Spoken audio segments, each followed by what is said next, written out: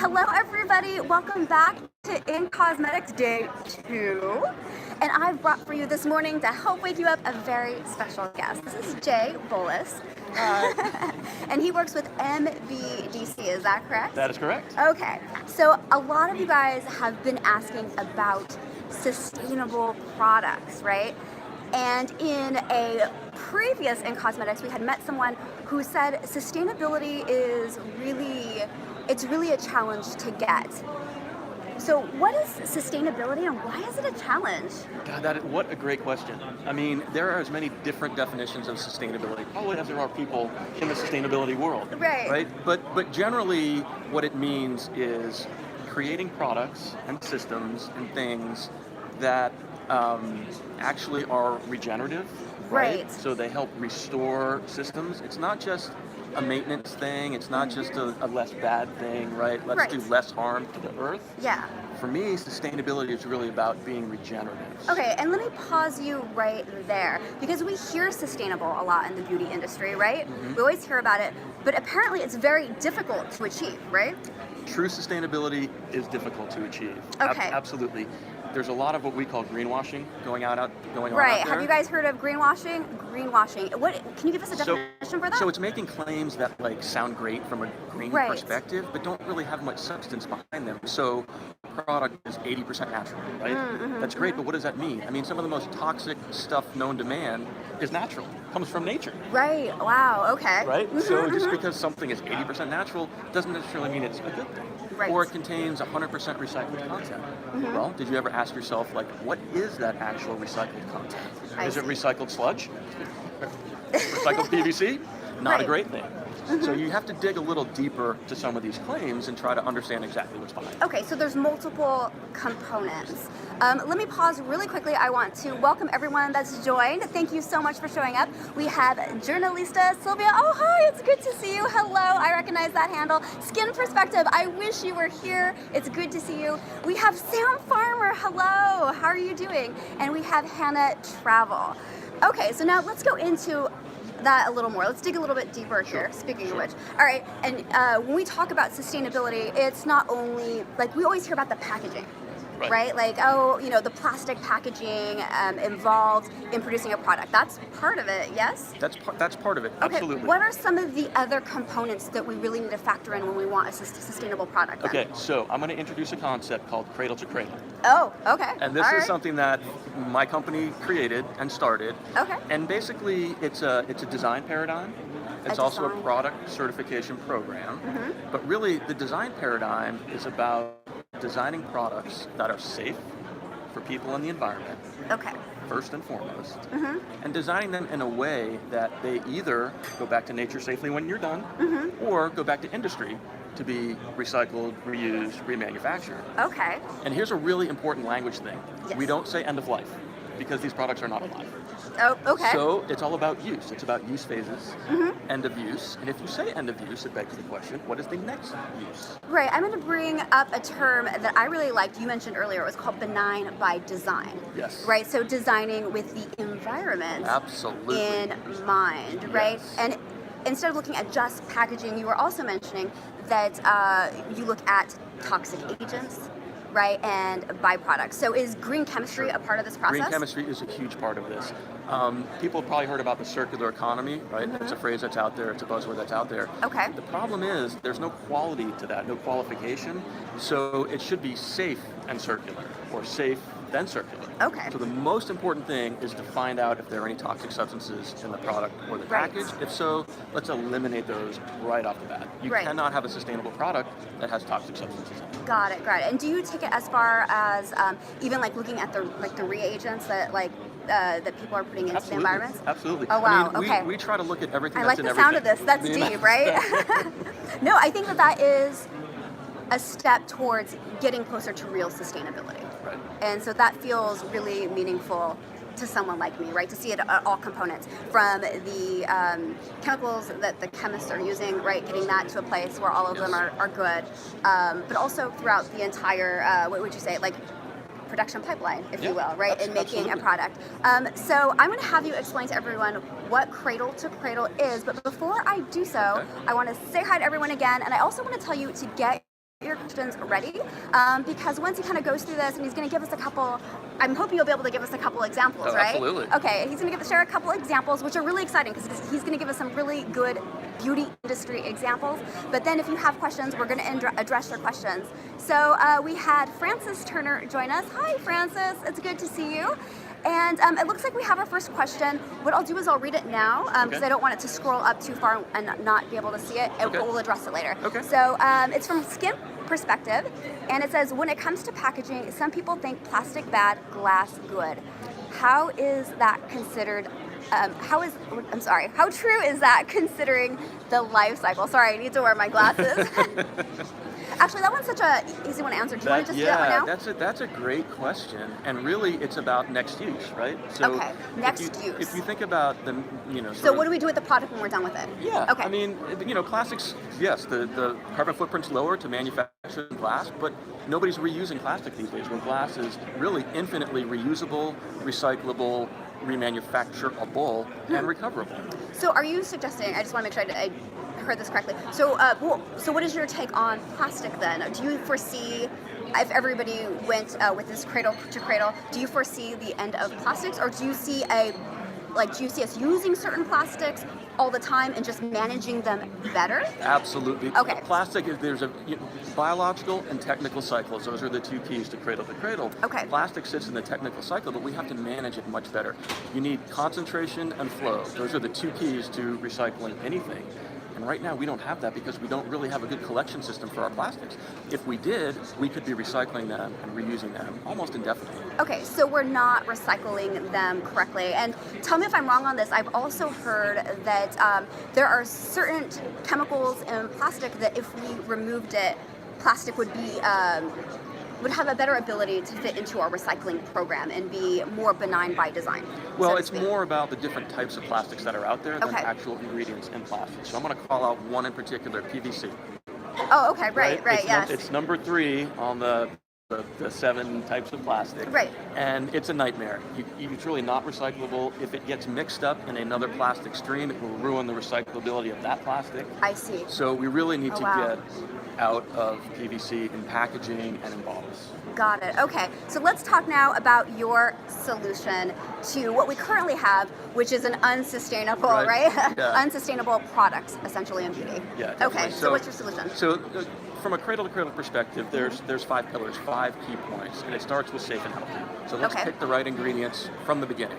And then it's about cyclability or circular economy. So let's make sure for the products that they are safely biodegradable and can go back to nature safely. So no microbeads, no microplastics, no fleece, none of that stuff, no microfibers.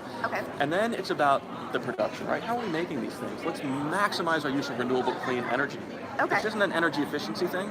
This is about maximizing renewable energy. Yes, energy efficiency is good. Right. But you want to make the switch to clean, renewable energy. Okay. And water. What are we doing about water? That's a fundamental human right, access to clean water. Right. And yet 3 billion people on this planet don't have it. So cosmetic industry is a high user of water. So what is the quality of the output of that water? Is it coming out cleaner than when it goes in? That should be our goal from a cradle-to-cradle perspective, right? And then there's the social fairness aspect of it. I mean, what are we doing as consumers and as manufacturers to make sure that we're operating in a socially just and fair way? So if people want to find Cradle to Cradle, is it a label? It's a certification? It's a certification. Okay, absolutely. So you could feasibly find this on a shampoo bottle or something like that. Okay, got it. And what I'll do is, because we don't have an image in front of us right now, I'll show you later the Cradle to Cradle certification so that you can find it, but you could reasonably go through and find it in stores. And what Jay is going to do now is he's going to share maybe 1 or 2 brands that you're working with in beauty and talk about how you've helped influence their product pipeline so that we can get a sustainable product. But before you do, I want to say hi to everyone real quick. We have X Skincare. Hi, it's good to see you.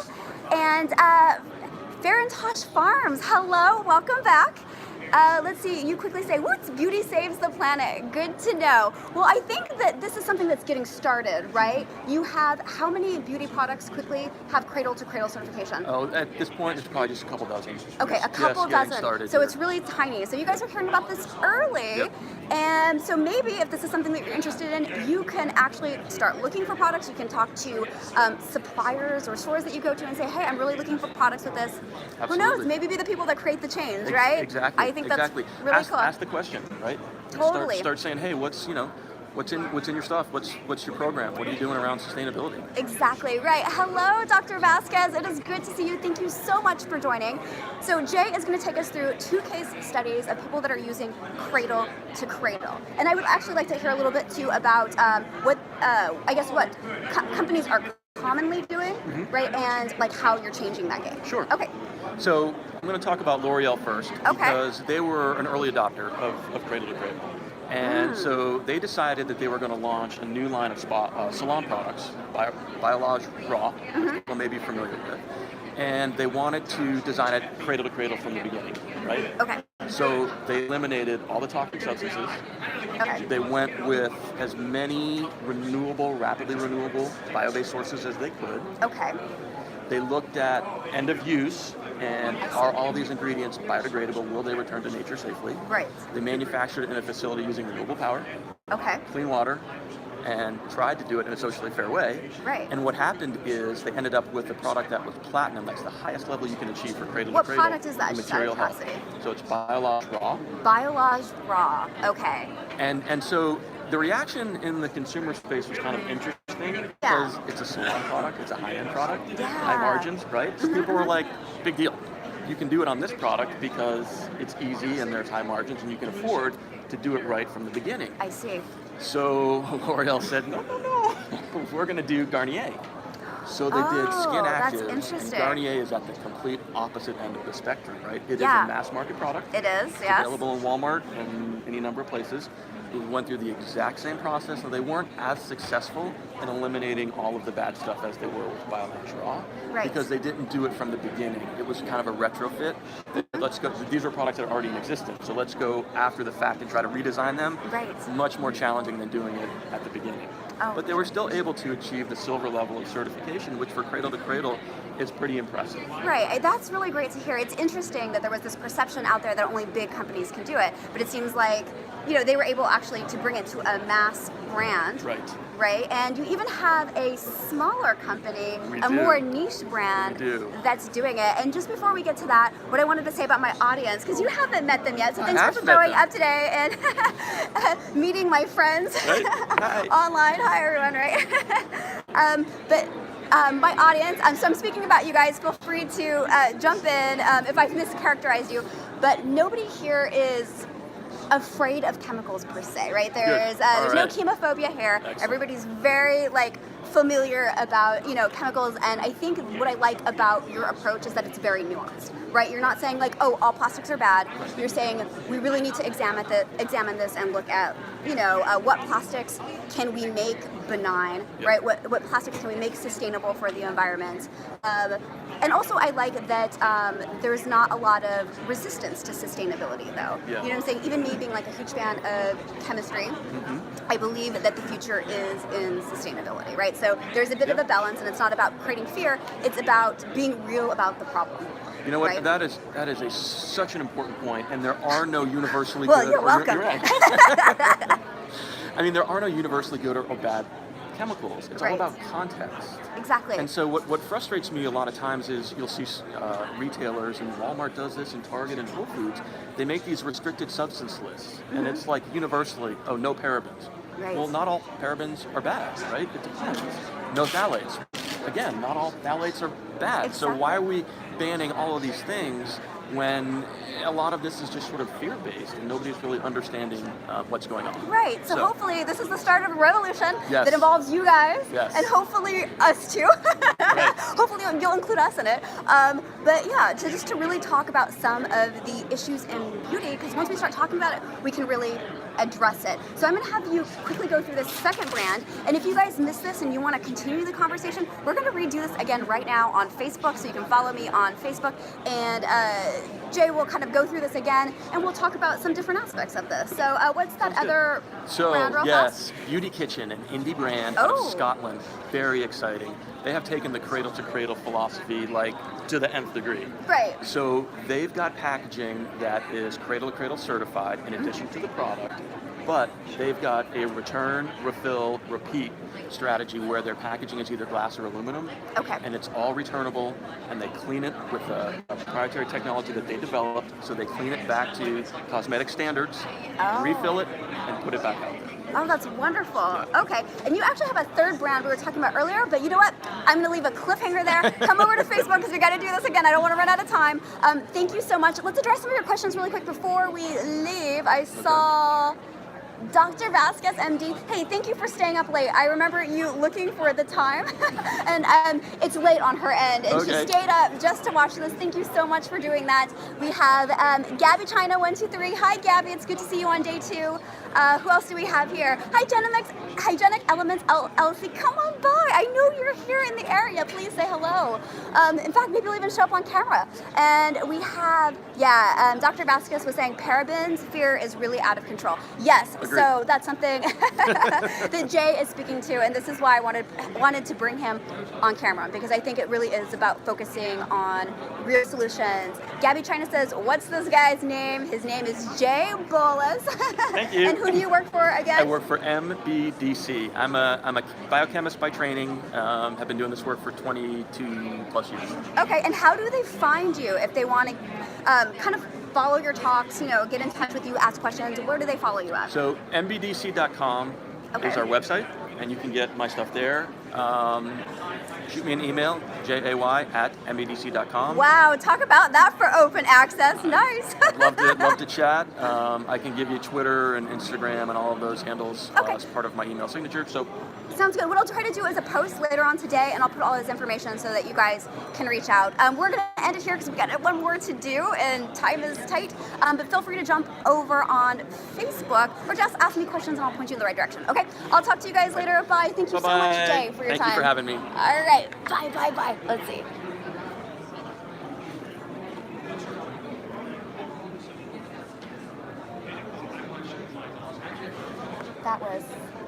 That was great. I did not know the camera was off. Still good to see you. All right, let me stretch over here. All right, see you later, guys. Bye.